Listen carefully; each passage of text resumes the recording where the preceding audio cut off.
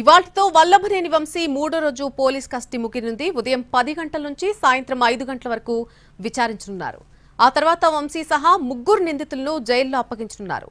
ఇక రెండో రోజు కస్టడీలో వంశీని పోలీసులు 5 గంటల పాటు విచారించారు. 20కి పైగా ప్రశ్నలు అడిగినట్టుగా తెలుస్తోంది.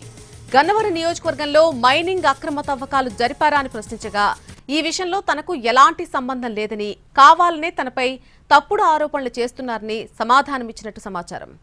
సత్యవర్ధన్ కిడ్నాప్ బెదిరింపుల వెనుక ఇంకెవరైనా ఉన్నారా అనే కోణంలో ప్రశ్నలు అడిగారు పోలీసులు. సత్యవర్ధన్ ను హైదరాబాద్, విశాఖ తీసుకెళ్లిన వాళ్లలో ఎవరెవరు ఉన్నారని కూడా వంశీని ప్రశ్నించారు పోలీసులు.